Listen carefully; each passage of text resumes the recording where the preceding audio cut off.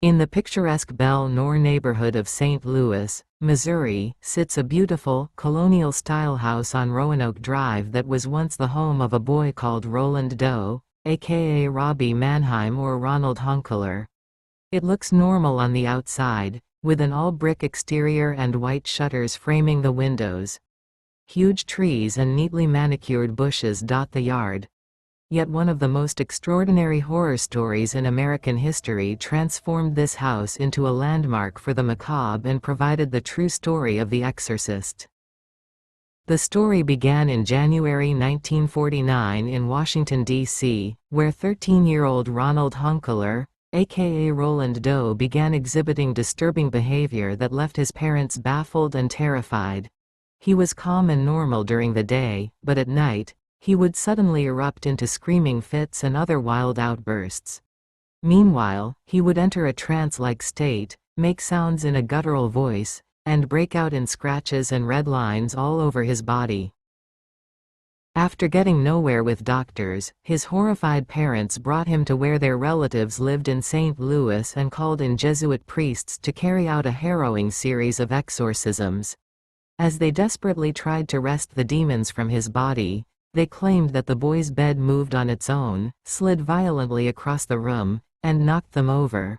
Finally, on April 18, the priests laid holy relics and crucifixes upon Ronald, shouting at Satan and telling the demon that Saint Michael would battle him for the boy's soul. 7 minutes later, Ronald came out of his trance and told them simply, "He's gone." The true story behind The Exorcist begins in the late 1940s in suburban Washington, D.C., with a German-American family. Their 13-year-old, believed to be named Ronald Hunkeler, later referred to pseudonymously as Roland Doe, or Robbie Mannheim, was despondent over the loss of his beloved Aunt Harriet. Harriet was a spiritualist who'd taught him many things, including how to use a Ouija board. In early January 1949, shortly after Harriet's death, Ronald Hunkeler began to experience strange things. He heard scratching sounds coming from the floors and walls of his room.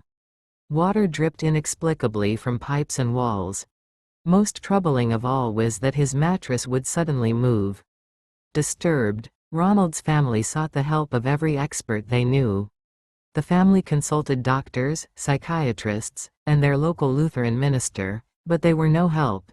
The minister suggested that the family seek the assistance of the Jesuits. Father E. Albert Hughes, the local Catholic priest, asked his superior's permission to perform an exorcism on the teenager in late February of 1949. The church granted Hughes' request. For the exorcism, Hughes strapped the boy to the mattress and began his recitations. But he had to stop the rite when Ronald broke off a piece of mattress spring and slashed the priest across his shoulders, leaving the exorcism unfinished. A few days later, red scratches appeared on Roland Doe. One of the scratches formed the word, Louis, which indicated to Ronald's mother that the family needed to go to St. Louis, where the Hunkelers had relatives, to find a way to save their son.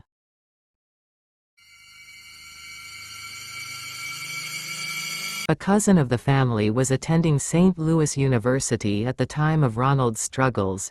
She put the Hunkelers in touch with Father Walter H. Halloran and Reverend William Bowdern. After consulting with the university's president, these two Jesuits agreed to perform an exorcism on young Ronald with the help of several assistants. The men gathered at the residence on Roanoke Drive in early March of 1949. There, the exorcists witnessed scratching on the boy's body and the mattress moving violently. These were the same types of things that had happened in Maryland when the first exorcism failed. Amid these bizarre happenings, Bowdern and Halloran, according to their reports, noticed a pattern in Ronald's behavior. He was calm and normal during the day. But at night, after settling in for bed, he would exhibit strange behavior, including screaming and wild outbursts. Ronald would also enter a trance-like state and start making sounds in a guttural voice. The priests also said they saw objects mysteriously flying in the boy's presence and noted that he would react violently when he saw any sacred object presented by the attending Jesuits. All of these details from the true story of The Exorcist made it into the film. But there were more that didn't. At one point during this week's long ordeal, Bowdern reportedly saw an X appear in scratches on Ronald's chest, which the priest believed signified the number 10. In another incident, a pitchfork-shaped pattern of red lines moved from the boy's thigh and snaked down towards his ankle. These types of things happened every night for more than a month. Once, a red X appeared on Ronald's chest, leading the priests to believe he was possessed by 10 demons. The two priests never gave up as they continued the exorcism night after night. On the evening of March 20th, the exorcism reached an unhealthy new level.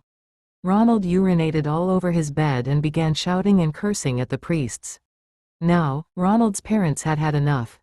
They took him to Alexian Brothers Hospital in St. Louis for more serious treatment. Finally, on April 18th, a miracle occurred in Ronald's room at Alexian Brothers. It was the Monday after Easter, and Ronald awoke with seizures. He yelled at the priests, saying that Satan would always be with him. The priests laid holy relics, crucifixes, medals, and rosaries on the boy. At 10:45 p.m. that evening, the attending priests called on Saint Michael to expel Satan from Ronald's body. They shouted at Satan, saying that Saint Michael would battle him for Ronald's soul. 7 minutes later, Ronald came out of his trance and said, "He's gone." The teenager recounted how he had a vision that Saint Michael vanquishing Satan on a great battlefield. According to Bowdern and Halloran, the strange occurrences and behavior ceased after that. And, despite providing the true story of The Exorcist, Ronald Hunkeler went on live a completely normal life from that moment forward. Following the exorcism of Roland Doe, his family moved back to the East Coast. Sources, which have also referred to him as Robbie Mannheim, say that he found a wife and started a family. He named his first son Michael after the saint believed to have saved his soul. William Bowdern died in 1983 after serving the Catholic Church for decades. Walter Halloran lived until 2005 when he died of cancer. He was the last surviving member of the team that had performed the exorcism of Roland Doe. Following the St. Louis exorcism, the room in Alexian Brothers Hospital was boarded up and sealed. The entire facility was torn down in 1978. The house where the family lived in Maryland is now an empty lot after it was abandoned in the 1960s.